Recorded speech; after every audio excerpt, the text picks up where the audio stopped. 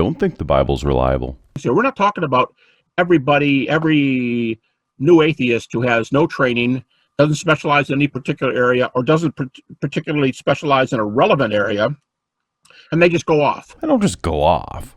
I've spent a lot of time thinking about this. I have an answer. It's like a joke. It's a cartoon. I may be a cartoon, but this is no joke.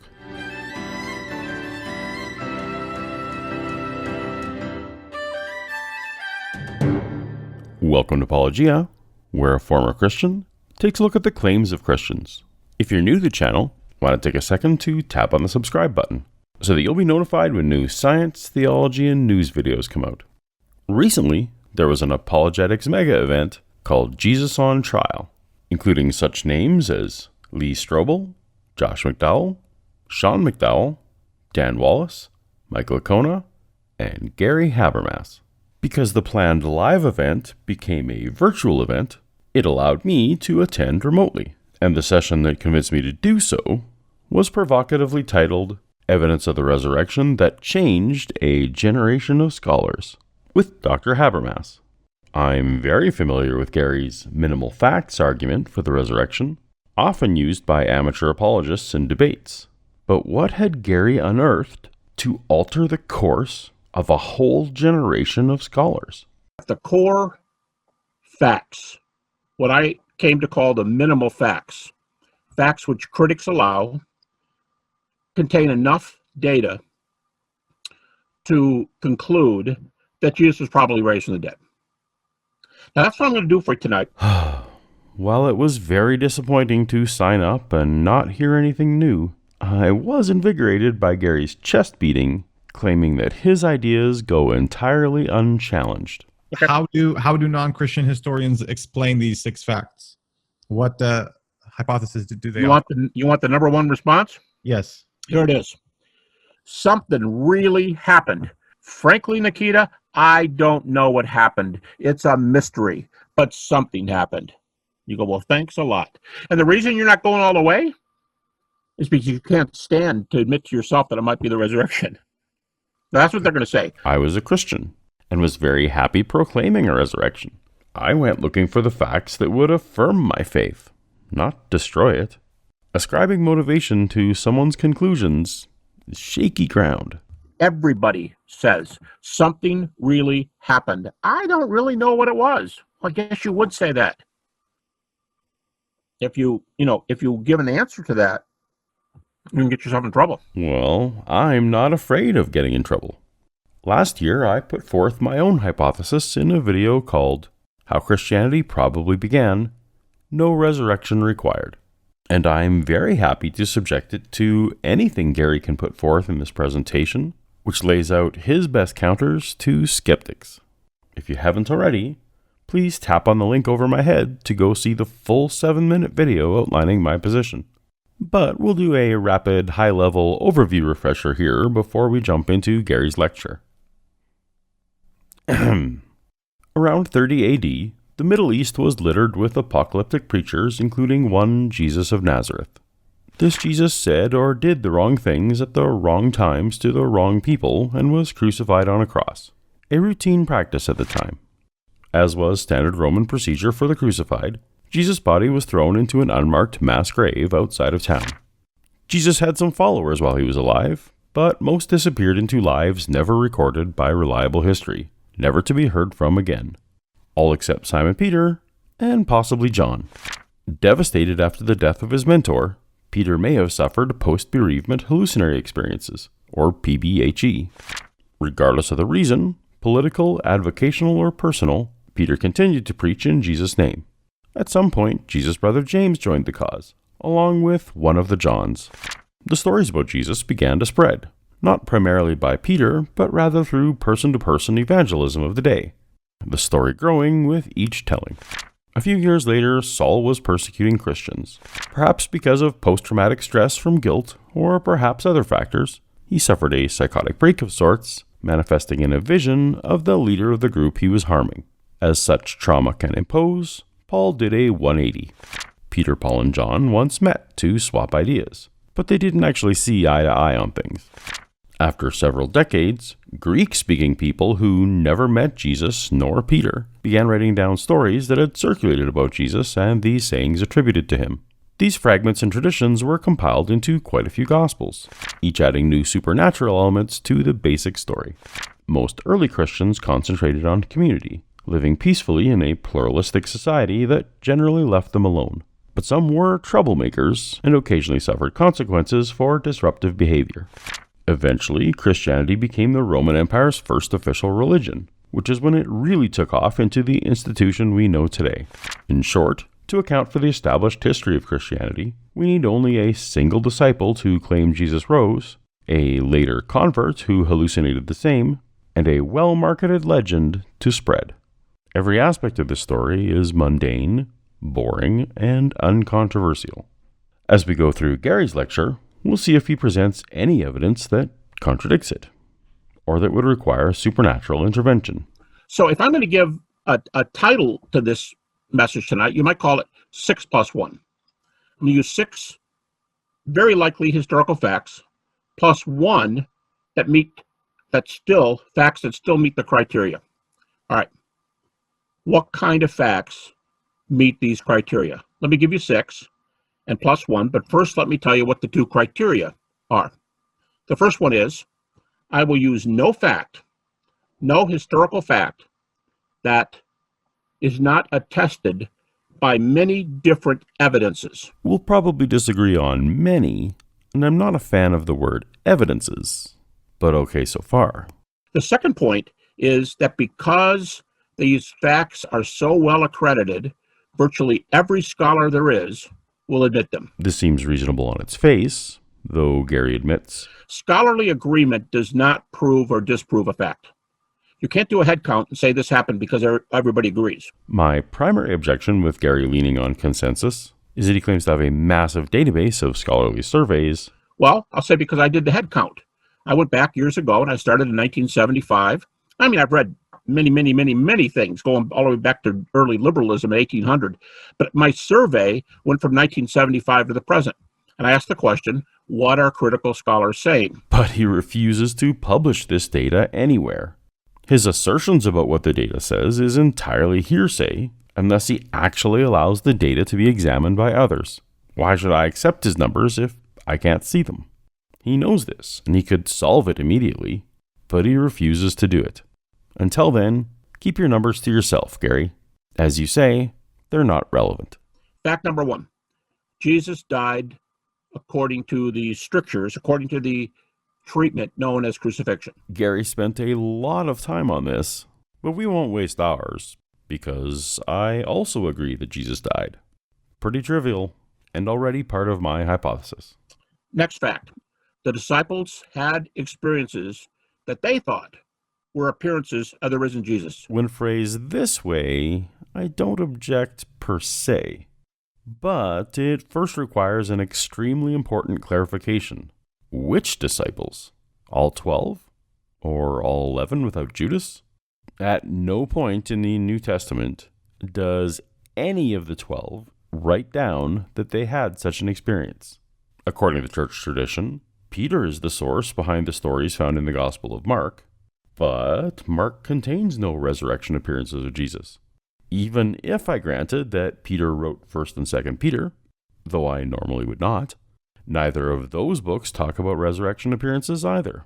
We have nothing firsthand from Peter. The case that a disciple named John wrote the Gospel of John is also highly dubious. And the ambiguous passage most pointed to about witnessing something is about the death of Jesus, not a resurrection appearance of Jesus. And the rest of the disciples are even more silent. They're mentioned by name at the start of Acts, but never again, which is why my hypothesis excludes them as irrelevant. We have no idea if the rest of the 12 had any kind of resurrection experience at all. So, if we have no first-hand record of any of the disciples, why do I even leave Peter and John in my hypothesis? Good question. First, obviously, someone had to be the first person to claim that Jesus rose from the dead, to get that idea going before Paul could come on the scene and persecute them. Given everything, Peter seems like a prime candidate. Second, While few skeptics will put much stock in the Gospels, Gary rightly points out that the strictest critics there are, Bart Ehrman, Garrett Ludeman, they will let you use 7 books written by Paul. Bart Ehrman calls them the unanimously conceded books. He says, one after another, these guys say nobody messes with these 7 books. and I count myself in that group. I accept the 7 so-called undisputed letters of Paul. One of those books they will unanimously let you use is the book of Galatians. In Galatians chapter 1, Paul goes to Jerusalem at about 35 AD, Galatians 1, 18 to 20.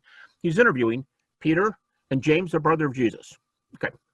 He says, 14 years later, I went back to Jerusalem, and this time, Peter's still there, James is still there, of course, Paul's still there, and now John is there. In Galatians 1 and 2, Paul affirms that Peter and John are in Jerusalem acting as leaders in the church.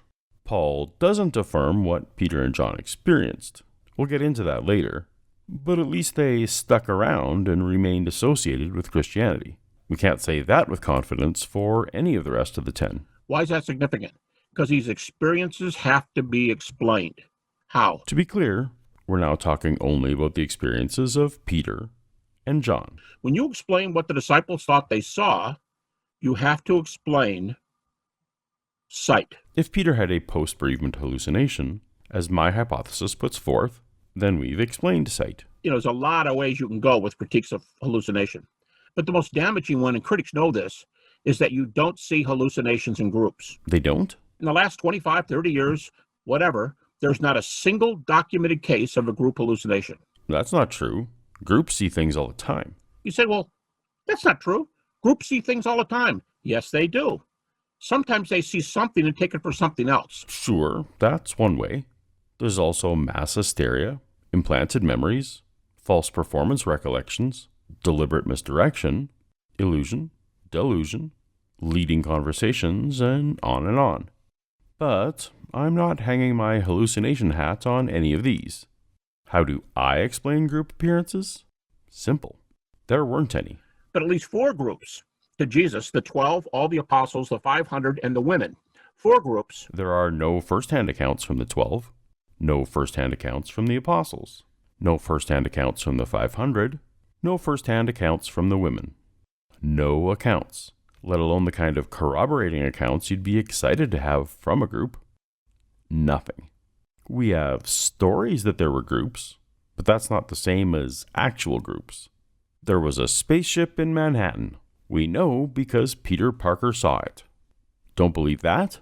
Well, what if I told you that a whole bus full of kids saw it at the same time? No? I'm sorry, but adding more characters to the story doesn't make it any less a story. And even these stories aren't well attested.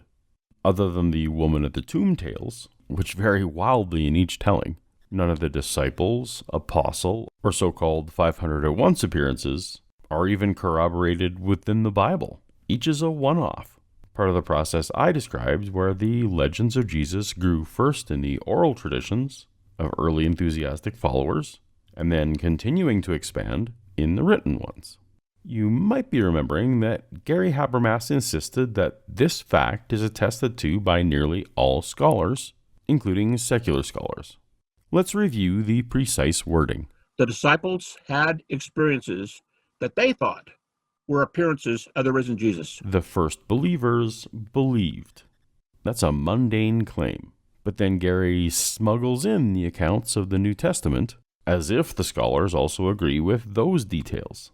They don't. A magician doesn't want you to get too close to his magic tricks. You could see things. But because the disciples were there, touch, feel, all this stuff, that would blow it up. Just like the magician he warns us about, Gary is employing classic misdirection. This is not juggling. This is called misdirection. He puts up a vague accepted statement as distraction so that we don't notice he's pulling in details from non-accepted gospel accounts out of his sleeve and representing them as equal evidential value to his audience when he knows they're not. So first, Jesus died by crucifixion. Secondly, the disciples thought they saw him again. Here is the newest one that has received the most attention in the last 3 or 4 decades.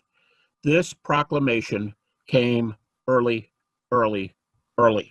How early? I'm going to skip over Gary's long tale of estimation as to when the Gospels were written compared to the later dating of other ancient biographies. First, because... How does John sound at plus 60 compared to our friend King Alexander at plus 280? 60, 280. I'll take 60. all this line of argumentation does is decrease my confidence in what we know about King Alexander, not increase what I think we should know about Jesus. And second, that gospel rabbit trail isn't actually Gary's point. Well, how early are the resurrection reports? Critics think that the resurrection reports, we have a number of them from here's Bart Ehrman, the atheist New Testament scholar, 1 to 2 years after the cross. 1 to 2 years after the cross. I'll grant this for the sake of argument. The reports about Jesus' resurrection were circulating 1 to 2 years after the cross. There's nothing about my hypothesis that needs to change to accommodate this. In fact, I could grant 1 to 2 weeks after the cross. Stories can begin to become exaggerated immediately. Misconceptions can happen immediately. What's my objection here, Gary? All right. So you got these early little snippets of information that you just think are so good. And you think they were birthed between 1 to 2 years after the cross, because even Garrett Ludeman, Bart Ehrman, and a bunch of other skeptics concede it. How do you know they're not little fairy tale stories? If I could trace Jack and Jill went up the hill to fetch a pail of water, if I got that from Jack and Jill themselves, joke, right? Well, if I could get that from Jack and Jill, it's only a story. I got it very, very early, but it's only a story. Exactly. Early doesn't mean true. And your response, Dr. Habermas? That means 5 to 6 years after the cross, he is interviewing for 15 days, it says, Galatians 1, 18 to 20. Ah, yes, the aforementioned apostolic get-together as told in Galatians 1. You'll recall that my hypothesis includes this detail. What does Gary think it tells us? What tells you that the creeds were not Jack and Jill went up the hill? How do you know the creeds weren't nursery rhymes? Because Paul interviewed the original eyewitnesses. He specifically tells us, I interviewed them on the nature of the gospel. The Greek verb in Galatians 1:18 is typically translated to meet, to see, get acquainted with, to visit, not interview. Gary is inferring more than the text says. He says, they added nothing to me. 5 words in English. They added nothing to me. That means we're on the same page. Apologists always insist that they added nothing to me means that Peter and Paul were on the same page. I get a very different vibe from this passage when taken as a whole. Galatians 2:6, the verse Gary is cherry-picking from. As for those who were held in high esteem, later clarified as Peter and John, whatever they were makes no difference to me. God does not show favoritism. They added nothing to my message. Whatever they were makes no difference to me. Paul is not deferential to Peter and John. He doesn't respect them or care about what they have to say. They added nothing to his message means that Paul didn't feel compelled to alter his preaching at all based on these conversations, no matter how they disagreed, despite the fact that the passage specifically talks about Peter and Paul disagreeing, not agreeing. In his intro to this story, Paul went out of his way to assure his readers that these disciples in Jerusalem were not the source for his preaching. I want you to know, brothers and sisters, that the gospel I preached is not of human origin. I did not receive it from any man, nor was I taught it. Rather, I received it by revelation from Jesus Christ. Then a few verses later, they gave he and Barnabas the right hand of fellowship. And 2 verses after that, Paul says that he opposed Peter to his face because he stood condemned. I leave this as a homework assignment for you to make up your own assessment. I think Galatians makes far more sense as a feud between Peter and Paul. In fact, some New Testament scholars speculate that Acts and 1st and 2nd Peter were written primarily as an attempt to heal the early church perception that Peter and Paul didn't agree on things, to smooth things over. Anyhow, you decide, because this is yet another tangent. Gary's fact isn't that Peter and Paul agreed on things. He knows he couldn't put that forth as a scholarly consensus. No, Gary's fact is that the resurrection reports are early. Fine, they're early. Because you could say, yeah, we got these really, really, really early And then the critic says, nursery rhymes. Oh, darn, I didn't cover that, did I? Okay, well, that's a hard objection. Yep. Number 4, the disciples turned the world upside down, so we call transformation. They were transformed to being willing to die for the proclamation of the resurrection. Of the main facts Gary puts forth, this is probably the sketchiest. Dr. Sean McDowell, another speaker at this very conference, did his PhD dissertation on apostle martyrdom and is much more of a specialist in this area than Gary is. I had the pleasure of directly discussing these claims one-on-one with Sean on the Unbelievable show, so I won't rehash it here. Check the video linked above my head if you'd like to get into the details. For today, the important question is, does this so-called fact contradict my hypothesis? Who specifically is Gary's claim referring to? We have martyrdom reports for 3 of the 4. James, the brother of Jesus, by a secular source, Josephus. Clement and Paul, Clement's the writer, and he reports the martyrdom of Paul and Peter at about 95 AD, about the same time John is written. So we have martyrdom reports for 3 of the big 4. So, Gary's putting forth martyrdom for 3 apostles, Peter, Paul, and James, the brother of Jesus. I'd like to quibble with him about the details, but it doesn't matter now. In my hypothesis, Peter and Paul were sincere, though mistaken, believers, and James's political assassination was unrelated to his ideology. Gary doesn't bother making a case for the disciples that disappeared from history, even though this fact may imply them to the uncareful listener. In all, no contradictions from this point. All right, facts 5 and 6. 2 skeptics become believers when they also believe they saw the risen Jesus. Now, these 2 skeptics are James, the brother of Jesus, and Paul. This is mostly okay, but not fully. You'd find scholarly consensus that Paul and James, the brother of Jesus, were believers. You'd have consensus that Paul believed he saw Jesus. In fact, he's the only person in all of history who left behind a documented first-hand statement saying that he saw resurrected Jesus. But what Gary's smuggling in here that you wouldn't get consensus on is that James was a skeptic. In Mark chapter 3 and in Mark chapter 6, we're told that Jesus' family agreed with the crowd. That's an inference found only in the Gospels. And more importantly, you wouldn't get a consensus that James claims to have seen the risen Jesus. James gives us no such report. Even if you take the book of James as actually written by James, it is silent on this matter. Only the hearsay creed, quoted by Paul in 1 Corinthians 15, makes this claim. 1 Corinthians 15, 3-7, says Jesus appeared to 3 individuals, Peter, James, and then Paul adds his own name at the end. And it's not even original to Paul. He got it from others. As we've already discussed, this mantra being potentially early doesn't help us at all to know if it's true. I point this out mainly to show again that Gary is very willing to blur the lines between what is consensus and what are Bible details. If we're looking at the basic view here, Paul came to believe, and James, the brother of Jesus, came to believe, yeah, my hypothesis handles this just fine. Using only the letters of Paul that Gary said he would use, you would absolutely conclude that Paul's experiences were visions or revelations. In 2 Corinthians 12, Paul admits that whether his encounters with Jesus were in the body or out of the body, he does not know. And we simply don't know what James believed or how he came to be convinced. Was he taking the resurrection as true based on the word of Peter? On the convincing stories of other early believers? Did he come to think that he himself saw his resurrected brother? And if so, might this have been a false performance recollection, implanted memory, or other faulty memory phenomenon, facilitated by spending time with others who were similarly self-convinced? Anything we might say about James is speculation, no matter what position you take. In any case, Paul and James being believers is entirely consistent with my hypothesis.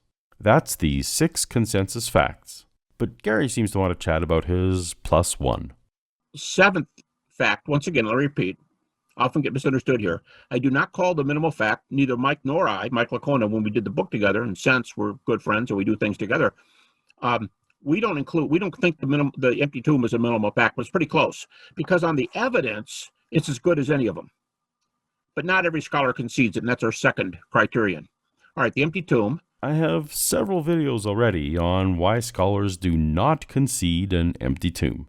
You can tap on the link above my head for a playlist on this. But the short version is that the evidence for said empty tomb is entirely... My hypothesis puts forth the far more likely scenario that Jesus would have been treated like most other crucifixion victims and have been thrown into a mass grave. Even Gary will admit this is the most common scenario. I would concede, and many would, that that's what happened to most people. Now, I won't deny that some crucifixion victims were sometimes put in tombs, but without any evidence to the contrary, the more common case for Jesus is obviously an incredibly plausible scenario that explains the data. Gary's right. The empty tomb is not a historical fact. Your argument is that the resurrection explains these historical facts best, much better than any other explanation. Yeah, and even better than best explanation, I think they show direct data for the resurrection. Is a miraculous resurrection really the best explanation for the facts Gary presented? Or is my very boring, very mundane, very reasonable explanation just as good, without relying on the supernatural to make it happen? Let me know your thoughts in the comments, and then tap on the thumbnail on screen to look at more of these Christian claims in greater detail. I'll see you over there. Later.